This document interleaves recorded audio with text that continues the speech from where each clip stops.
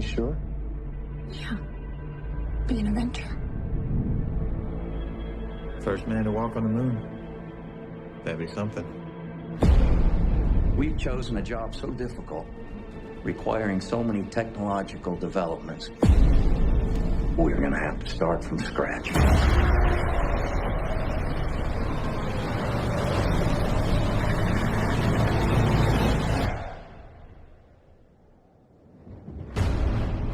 Only after we master these tasks do we consider trying to land on the moon.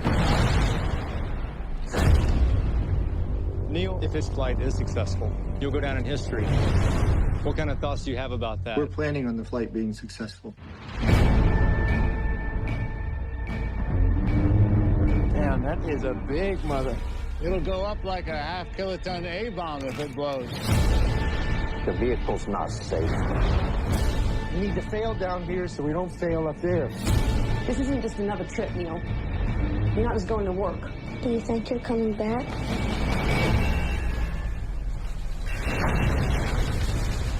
There are risks, but we have every intention of coming back. Somebody got a Swiss Army knife? A Swiss Army knife? You kidding me?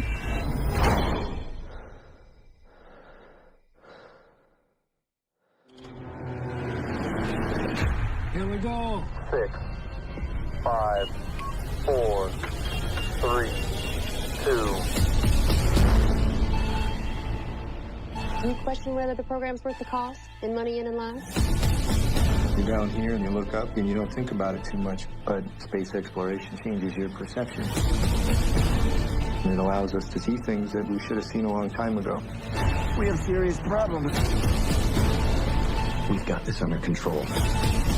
You're a bunch of boys. You don't have anything under control.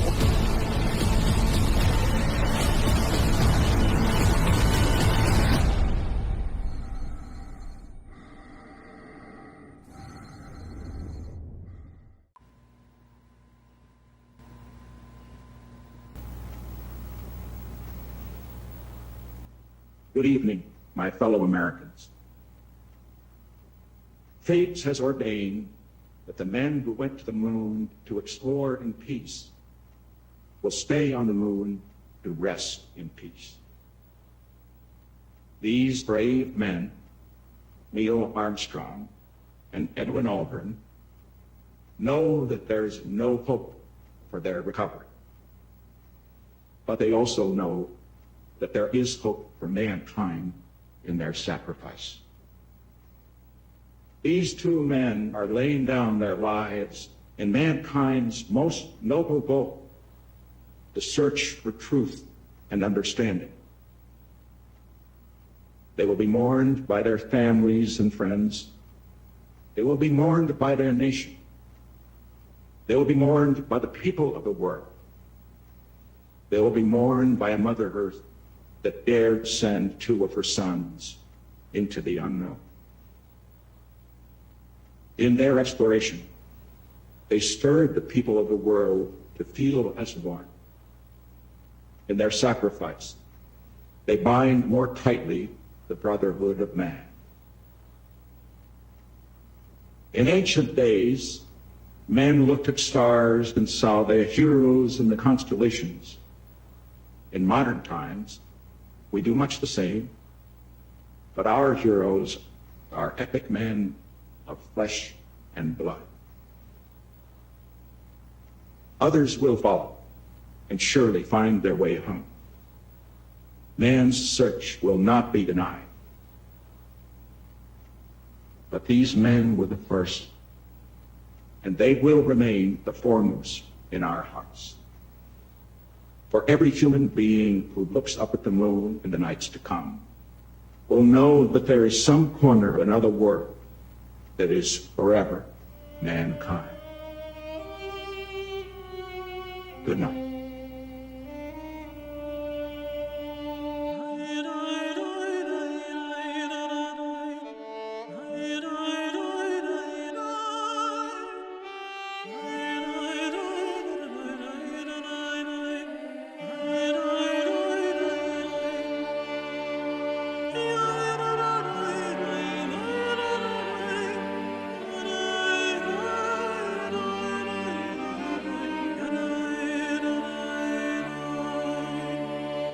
Now I will tell you the secret of the Apollo moon landings, which is, there were none.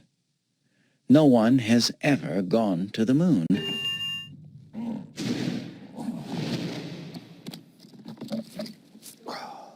Danke, Leute. Drehschluss für heute. Bis morgen. Die Mutter aller Verschwörungstheorien, wirklich, ist die Sache mit der Mondlandung. Und ich habe ja mal den ersten Mann auf dem Mond kennengelernt. Und er war da. I prefer my theory of the moon landings over the accepted narrative, even though, as a kid in the 60s, I was very swept up in the whole thing. I had the astronauts' pictures on my walls. I had a small library about NASA and the Apollo missions. I followed all this stuff closely. In 1969, I was almost as into Apollo as I was the Mets, which was a lot. Die Konsequenzen, die sich aus diesen Verschwörungstheorien ergeben, sind so hirnrissig, dass ich mich immer wieder darüber wundere, weshalb ich mich eigentlich darüber so aufrege. Weil eigentlich kann doch ein normaler Mensch das nicht wirklich ernst nehmen.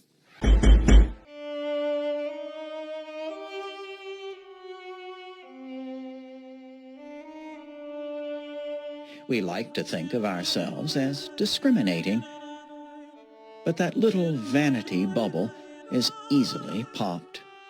Being able to think and actually thinking are two very different things.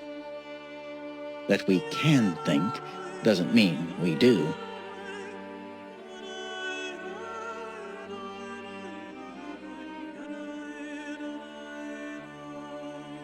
The real teaching of the great religions is that we will believe any crazy shit as long as others believe it too. And we're all just as desperate to believe as the most brainwashed member of the most bizarro cult. This insane gullibility doesn't just apply to one or two areas of life. It's the very fabric of our existence. It's there to be seen wherever we look. So the power of delusion depends on us, not looking.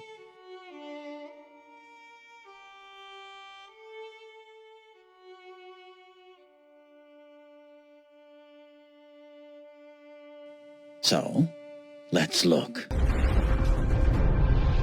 Eine neue Technologie verändert die Welt von Grund auf. Die Atomspaltung. Zwei Supermächte beherrschen die Welt und belauern sich jahrzehntelang in einem Zustand zwischen Krieg und Frieden.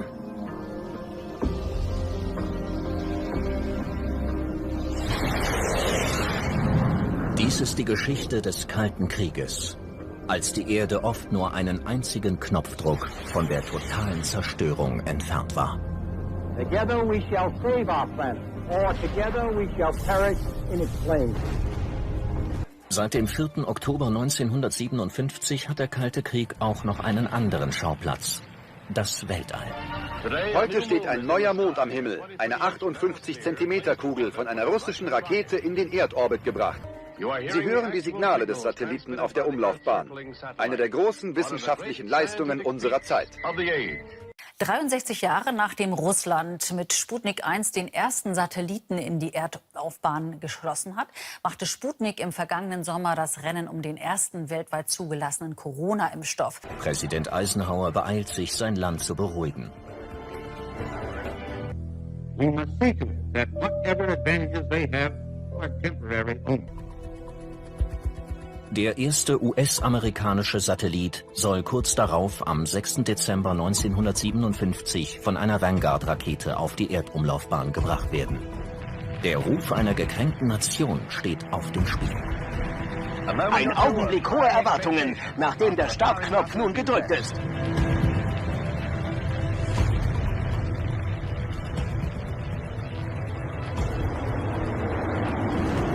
Tritt aus der ersten Stufe Treibstoff aus? Es kommt zur Katastrophe, wie dieser offizielle Film nur zu deutlich zeigt.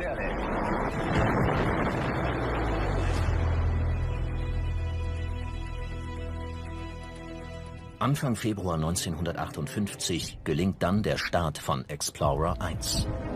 Der Wettlauf zwischen Ost und West ins All geht weiter. Klar, diese gewaltigen Anstrengungen wurden unternommen, um strategische Raketen- und Waffensysteme dafür zu entwickeln.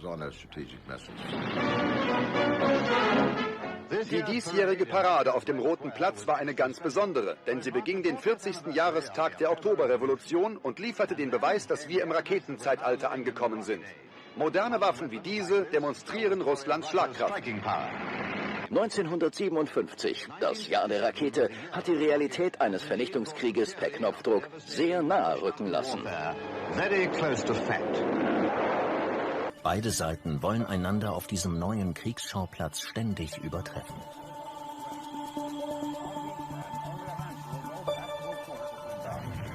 Mit einem Gewicht von knapp 4000 Kilogramm ist der Satellit auf dieser Atlas-Rakete der bisher größte, dreimal so schwer wie Sputnik 3. Sowjetrussland erringt einen dramatischen Sieg bei der Eroberung des Weltraums mit der ersten Mondsonde Luna. Diesmal startete die Vanguard einwandfrei.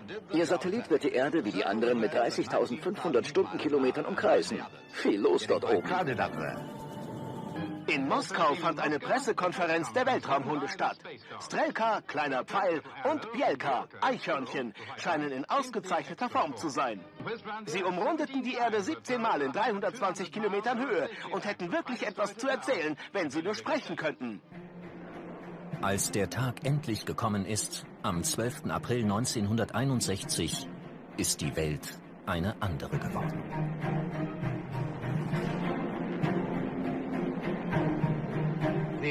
Die Erde schaute zartblau aus, schwebend in einem schwarzen Himmel. So beschreibt der erste Mensch im All seine 108-minütige Reise, Major Juri Gagarin. Und ich habe ja mal den ersten Mann auf dem Mond kennengelernt. Und er war da. Ja, ich habe ihn tatsächlich kennengelernt, auch noch an meinem 50. Geburtstag. Also Neil Armstrong. Der war da. Apollo-Astronaut leiden immer noch, wenn immer und wieder sie treffen Leute und die zweifeln an ihrer Geschichte. Das schmerzt sehr. Und deshalb, wenn ich persönlich dabei bin mit diesem Astronaut und solche Leute treffe, dann probiere ich sofort anzuworten oder diesen Astronaut zu schützen. Lukas Viglietti war jedoch nicht dabei, als 2002 einer dieser Verschwörungstheoretiker auf Buzz Aldrin traf und ihn als Lügner und Dieb bezeichnete.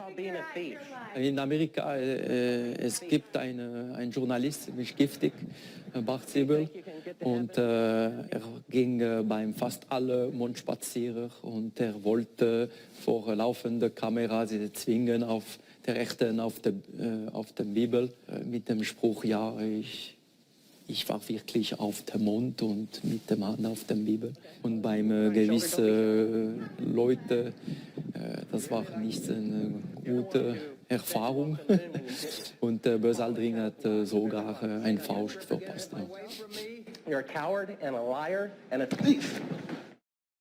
Aldrin hatte auch mit 72 Jahren noch ordentlich Punch.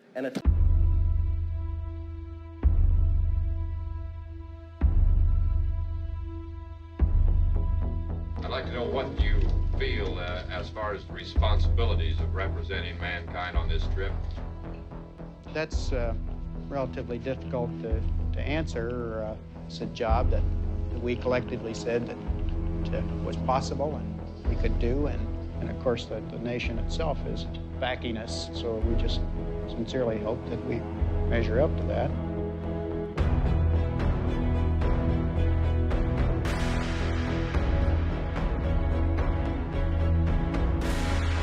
The whole Apollo program was designed to get two Americans to the lunar surface and back again to Earth safely. The enormity of this event is something that only history will be able to judge. Apollo 11 has very simply been given the mission of carrying men to the moon, landing them there, and bringing them safely back. Okay, looks like the pillar's gonna go. I don't know. Go. GNC, go. Econ, go. Surgeon, go. Captain Onward, go for landing. Your Go for landing, over. Roger, that's it. Go for landing. 30 feet, 2.5 now. 30 seconds. 4 forward, just to the right, though. 20 feet, 2.5. Forward, just to the right. Contact light.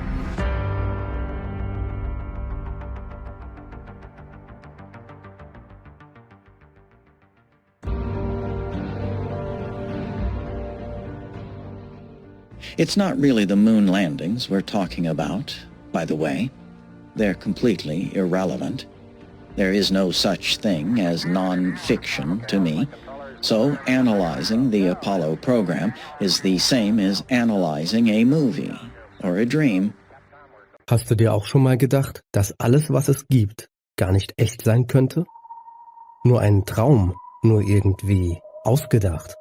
Vielleicht hattest du auch schon den Gedanken, dass man sich genau genommen bei nichts wirklich sicher sein kann.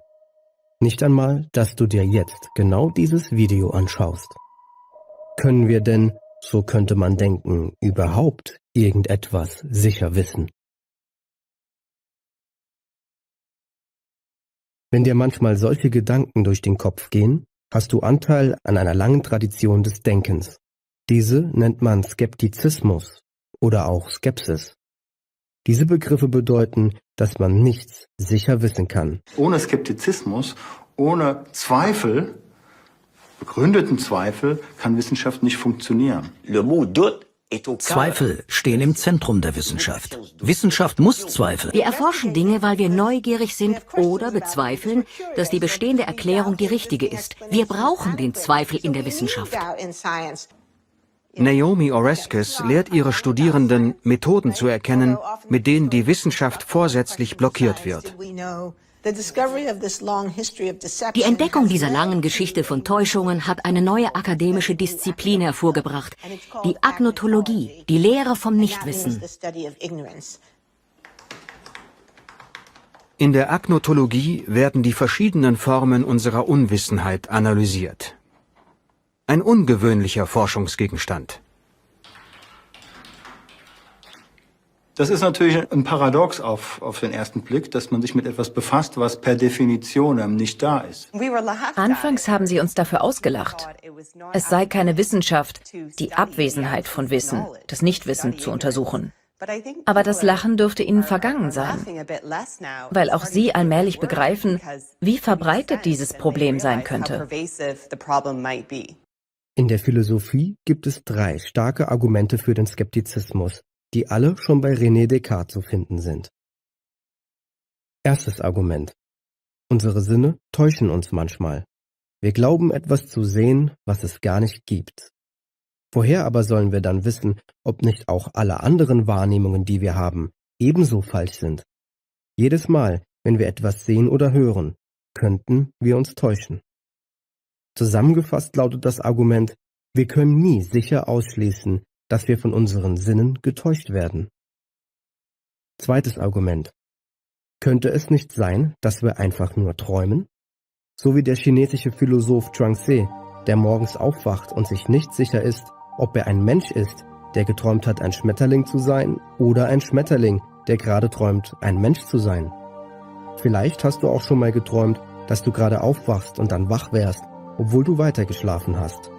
So könnte man sich, sagt das Traumargument, das ganze Leben vorstellen. Wir glauben nur, dass wir wach sind. Zusammengefasst lautet das Argument, wir können nie 100%ig ausschließen, dass wir träumen. Drittes Argument. Könnte es nicht auch sein, dass wir ferngesteuert werden? Dass wir gar nicht als wir selbst handeln, sondern wir wie Marionetten an Schnüren bewegt werden? Vielleicht sind wir auch nur ein Gehirn in einem Tank, das von außen mit Impulsen gefüttert wird. Oder, wie Descartes meinte, dass ein böser Dämon uns eine Welt vorspielt, die es so gar nicht gibt, an deren Existenz wir aber fest glauben. Reality is merely an illusion, albeit a very persistent one. Zusammengefasst lautet das Argument, wir können nie sicher sein, dass wir nicht von außen gesteuert werden. Descartes' Zweifel hatten vor allem einen Zweck. Er wollte das Falsche und Unsichere ausschließen, um herauszufinden, was tatsächlich sicher ist. Das einzige Sichere und Unbezweifelbare ist, dass man zweifelt, also denkt. Dieser Gedanke führte ihn zu seinem berühmten Satz: Ich denke, also bin ich. Cogito ergo sum.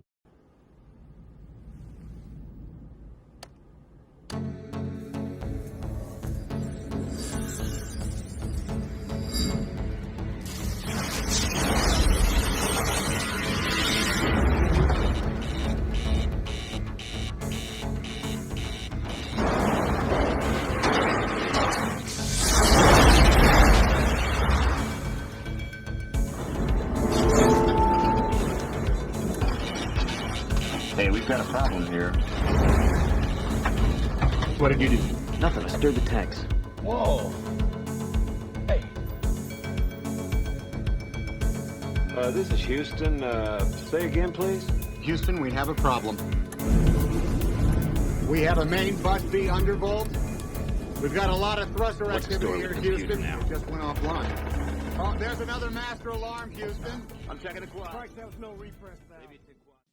My reason for thinking the moon missions were faked is that the chances of success would have been unacceptably low and the price of failure outrageously high. Let's get that hatch button. The limb might have been hit by a meteor. Yep. Tunnel's really torquing with all its movement. Houston, we got a pretty large bang there associated with a master alarm. See if it's main bus A. Houston, we have a main bus A undervolt now, too. It's reading 25.5. So now, put yourself in the executive level meetings, the highest ones where final go, no-go decisions are made. Put the president in the room. That's the level of meeting we're talking about. In fact, you're the president. How's that? And keep in mind that this isn't just another space mission. This is the big one. The one the whole world will be watching. The one for all mankind. Now recall that the entire purpose of the entire production was not scientific discovery or a valiant last-ditch effort to save the Earth from a planet-killing asteroid. It was just a massive, warlike spending program disguised as a PR stunt. Kennedy promised it. Big money forces lobbied for it. The superiority of ideologies was at stake. Vastly more important than actual success, therefore, was the appearance of success. And the appearance was infinitely easier to accomplish than the actual. The stakes couldn't be higher.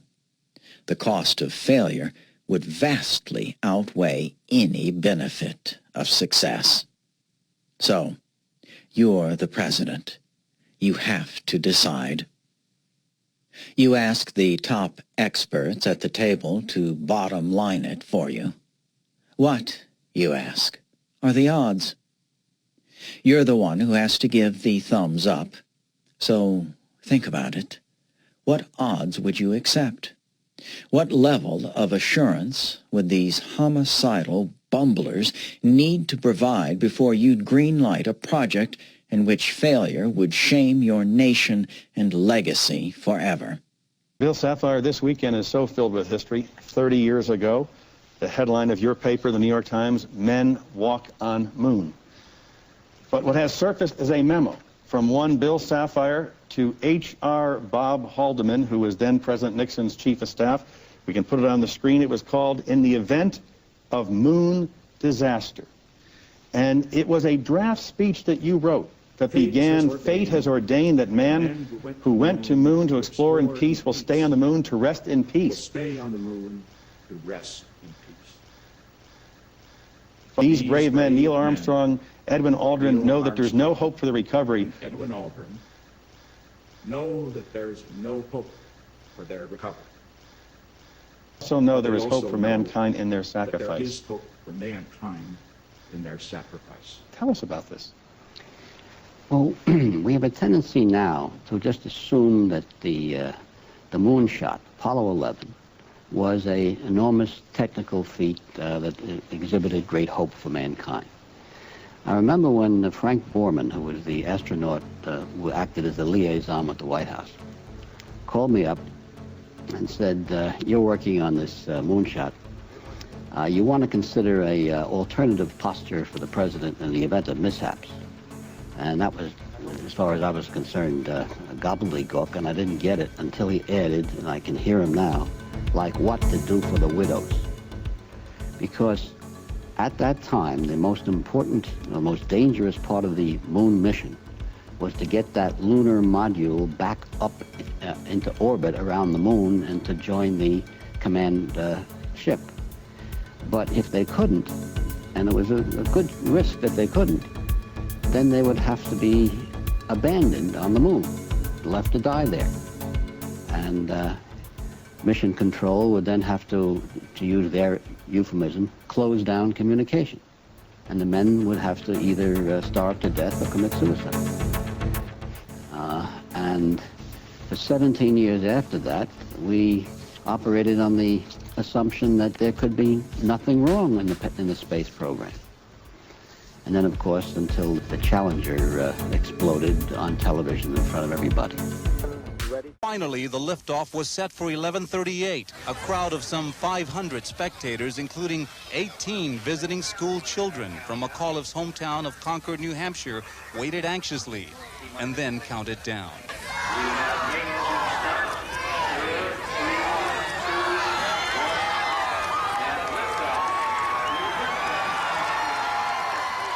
The liftoff appeared flawless.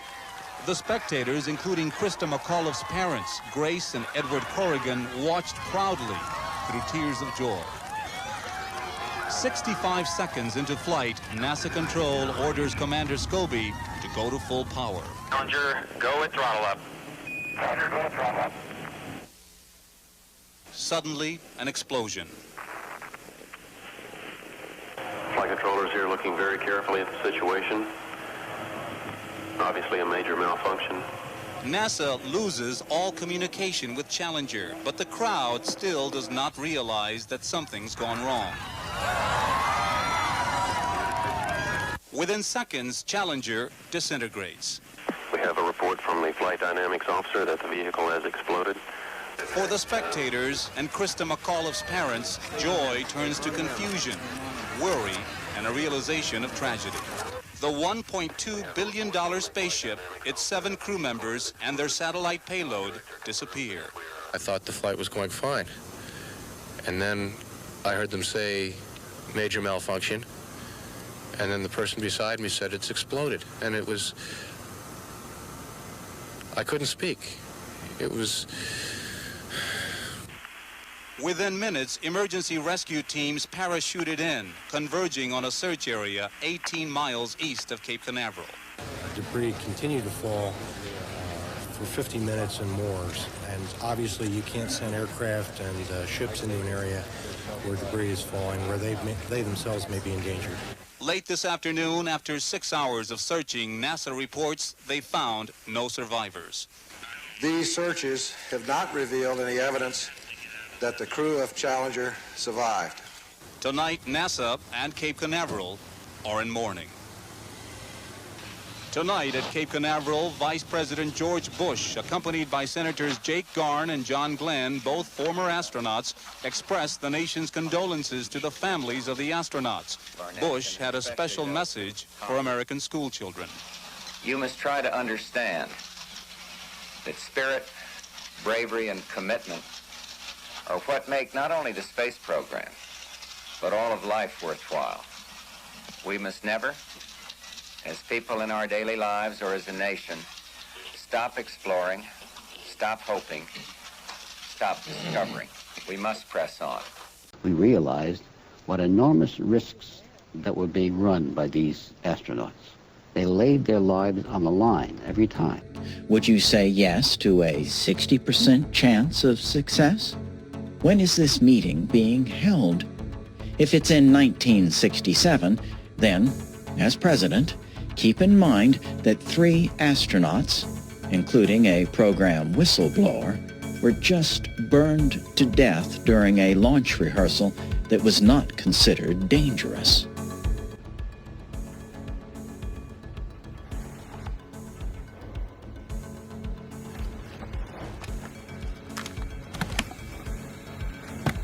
We haven't talked yet. How's this? 1, 2, 3, 4, 5, 4, 3, 2, 1.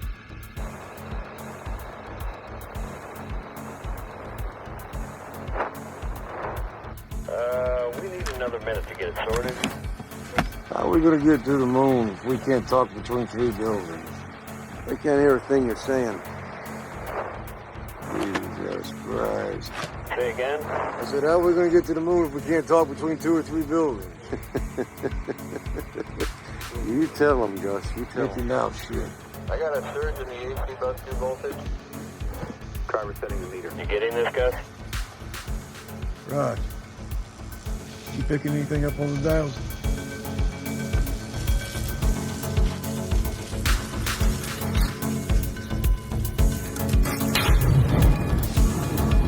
Hey, we got fire in the cockpit.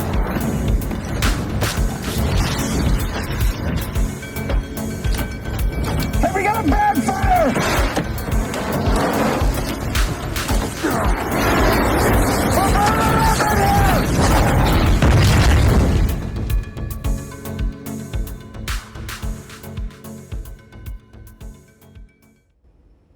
What if they tell you 70%? Meaning only a 30% chance that the whole deal doesn't end in a lasting national shame and an effortless victory for the Soviet Union. Challenger, go and throttle up. Roger, go and throttle up.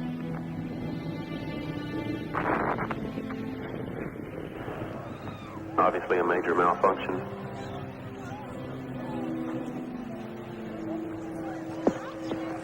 We have no doubt. We will never forget them, nor the last time we saw them this morning, as they prepared for their journey and waved goodbye, and slipped the surly bonds of earth to touch the face of God.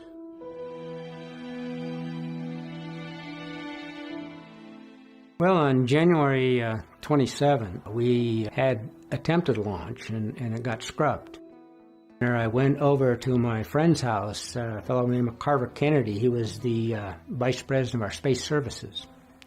He did the actually stacking of the boosters and the tank and the vehicle assembly building. And I was there about an hour, and I got a phone call from one of the people that worked for me. And they said, Al, you know, we just heard that some meteorologist in Orlando was saying that these strong ground winds we saw, that right behind them is a cold front heading towards Florida. And it may be as cold as 18 degrees Fahrenheit by tomorrow morning, opening of the launch window. And I said, good grief, I'm really worried that our O-ring seals and these seal joints will operate properly at those kind of temperatures. And he says, yeah, we are too, and our engineers wanted me to call you to see if you can get from NASA an actual hour-by-hour forecast of the temperature at the launch site. I says, fine, I will get that for you.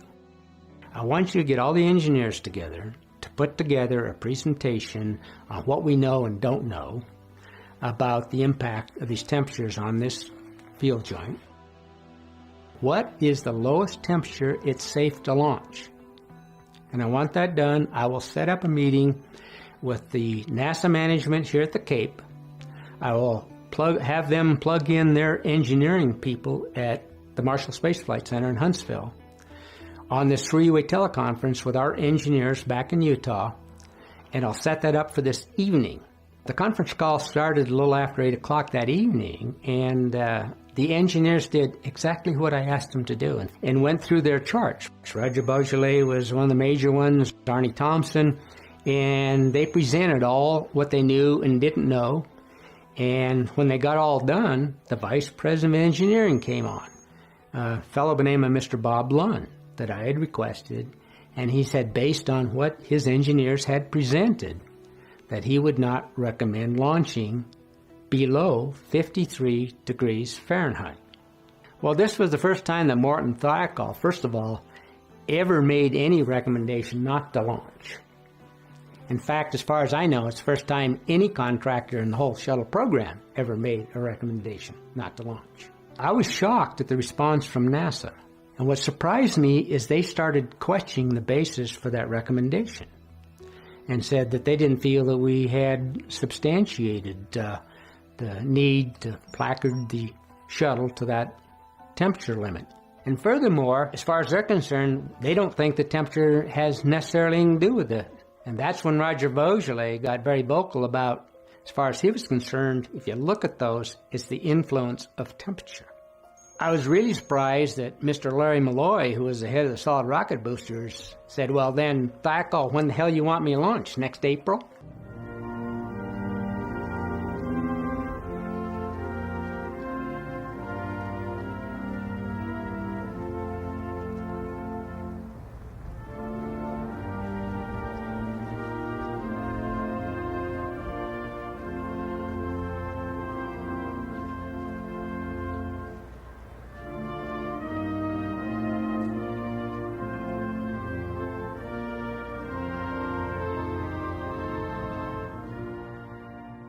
What we say today is only an inadequate expression of what we carry in our hearts. Words pale in the shadow of grief. They seem insufficient even to measure the brave sacrifice of those you loved and we so admired. We can find consolation only in faith. For we know in our hearts that you who flew so high and so proud now make your home beyond the stars, safe in God's promise of eternal life. Every family member I talked to asked specifically that we continue the program, that is what their departed loved one would want above all else. We will not disappoint them.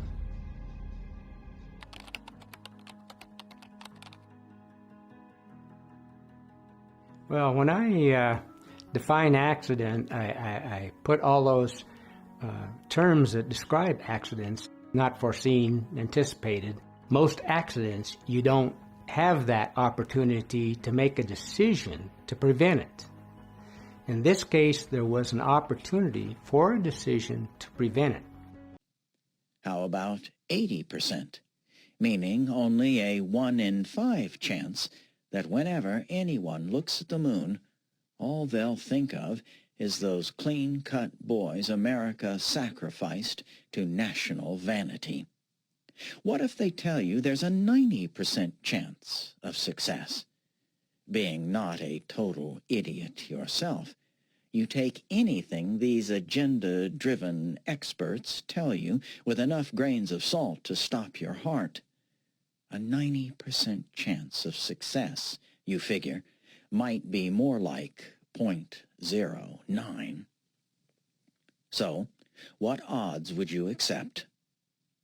Try to take into account the ethos of the time, the realistic chances of success, how much you trust your so-called experts, and the horrific consequences of failure. When you weigh all the factors, there's really no choice. So now you, the President of the United States of America, respond the only way you possibly can. Hell no, you say. Screw Kennedy's legacy. I believe that this nation should commit itself to achieving the goal before this decade is out of landing a man on the moon and returning him safely to the earth. Thumbs down. Scrub it. Now, get the hell out of my office. But they don't get out of your office, do they?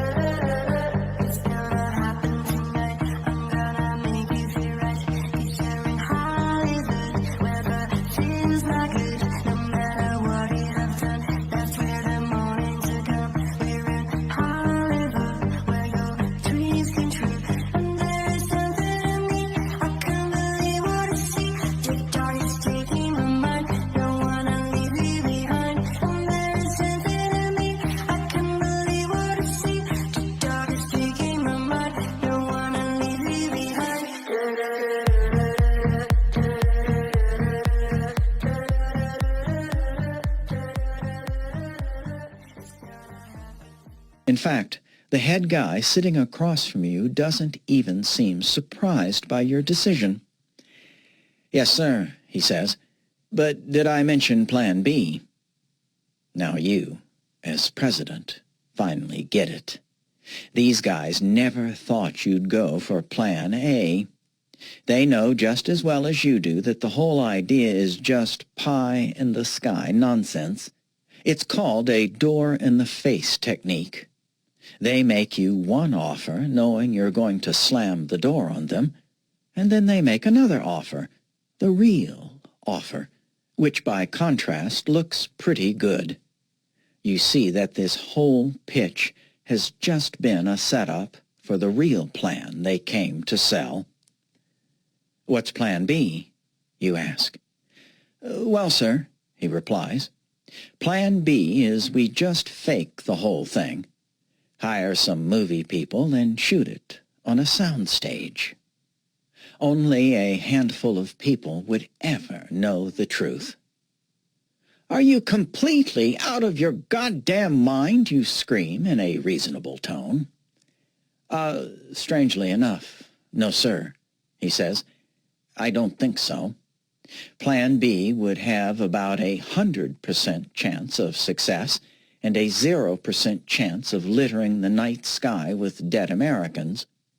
Plan B has many precedents for success and no failures. And, of course, we have Hollywood. Plan B offers all of the benefits and none of the risk. You're absolutely correct that an actual moon mission would be astronomically likely to blow up in our faces, but bullshitting is right in our wheelhouse, sir. After all, Mr. President, we are the government. It's what we do. And maybe bullshit makes sense to you.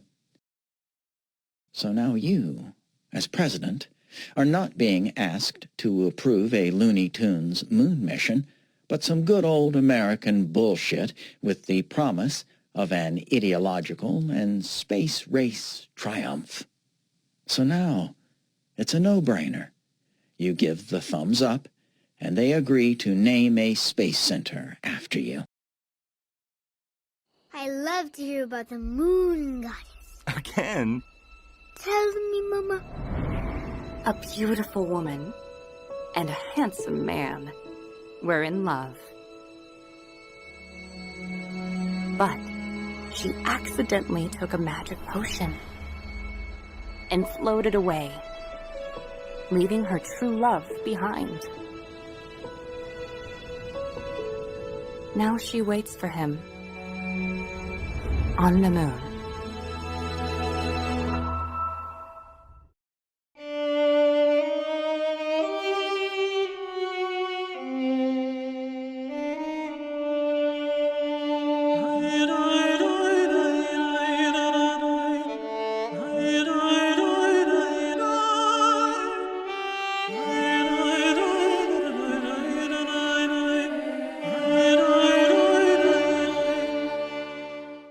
Wir sind 8 Milliarden Astronauten auf der größten, der perfekten Raumschiff mit dem Namen Erde.